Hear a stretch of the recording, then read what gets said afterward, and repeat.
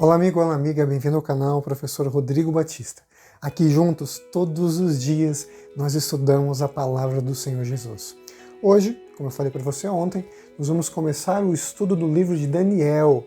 Lembrando a você que aqui no meu canal nós temos uma playlist falando de toda a parte histórica do livro de Daniel, incluindo algumas profecias também. Tem uma playlist, eu vou deixar aqui na descrição do vídeo, para que você possa acessar dos capítulos 1, 2, 3, 4, 5, 6, que é a parte histórica, né? A gente não fez ainda da parte profética, mas dentro da parte histórica também tem a parte de profecias, de como Deus trabalhou com o seu povo. Não perca aqui no canal, então nós temos também uma playlist sobre esse assunto. Mas vamos lá então, de acordo com a orientação da lição da Escola Sabatina.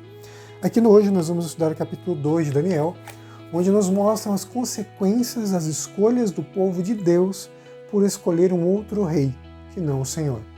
O povo de Israel havia sido destruído, espalhado pelo mundo pelo Império Assírio. E agora o povo de Judá, que era o que restava do povo de Deus, infelizmente também foi levado a cativeiro.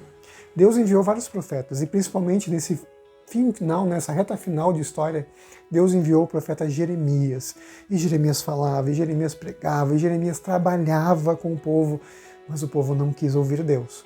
Aí veio o Império Babilônico, veio Nabucodonosor, destruiu tudo, levou o povo de Judá em 2 momentos, e entre esses momentos levou o jovem Daniel, que tinha mais ou menos 16 anos, pela idade que ele também faleceu. Ele faleceu com quase 100 anos de idade. Então, por 70 anos o povo de Israel permaneceu cativo em Babilônia, conforme a profecia de Jeremias. Deus havia avisado o que aconteceria. Eles estavam sob o jugo de Deus, não quiseram saber de Deus, e agora eles estavam então servindo a uma outra nação, uma nação idólatra, que não tinha nada de Deus e ainda zombava de Deus. Afinal de contas, o Deus mais forte é o Deus que vence.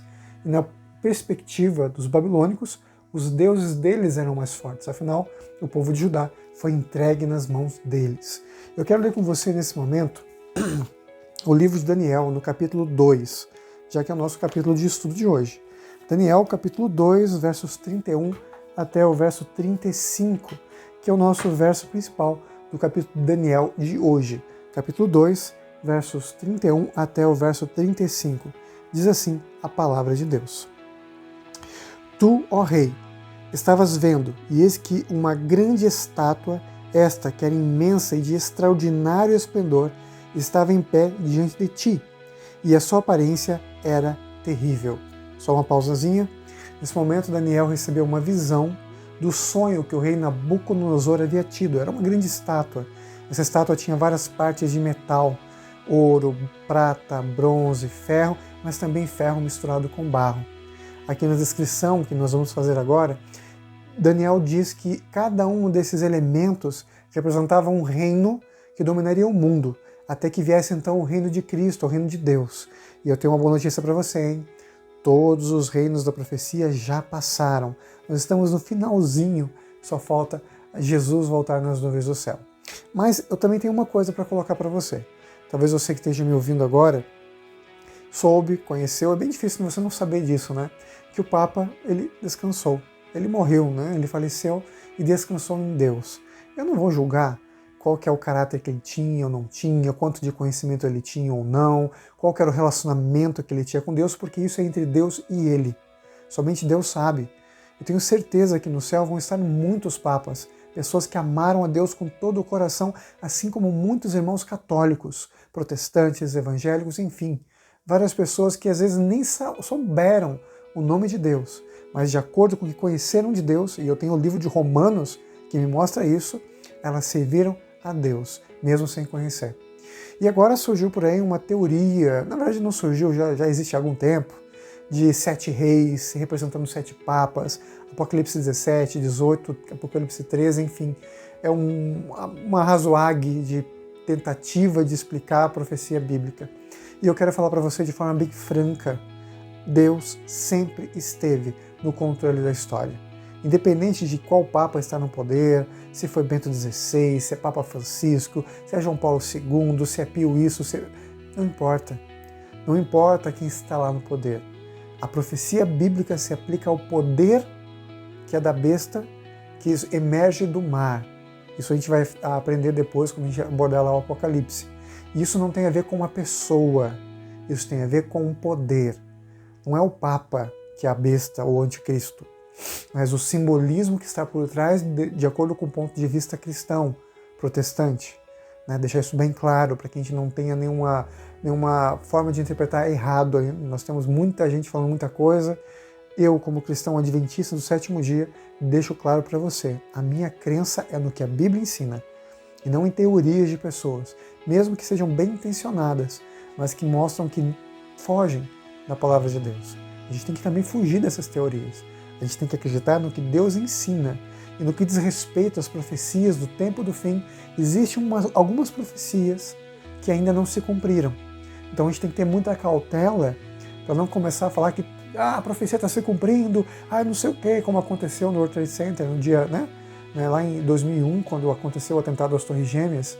Gente, temos que ter cuidado. Aquele 11 de setembro, temos que ter cuidado.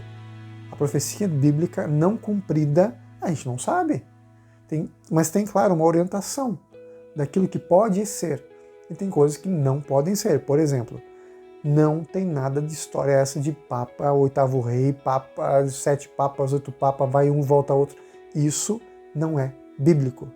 É uma opinião de algumas pessoas, alguns teólogos, que até podem ser bem intencionados, mas não tem a ver com a Bíblia, e sim com a opinião pessoal de algumas pessoas. Eu estou falando isso para você porque o pastor Eliezer Domini, o pastor Michelson Borges colocaram vídeos aqui no YouTube explicando essa questão. O Eliezer Domini deixa bem claro algumas teorias sobre a questão do Apocalipse, representações e possibilidades dentro da profecia bíblica. E o pastor Michelson Borges fez um reforço ainda, porque tem uma profecia de São Malaquias, que é um sacerdote católico, um santo da Igreja Católica, que fez uma referência aos últimos papas, mas não importa. O que importa é a gente entender que a palavra de Deus se explica.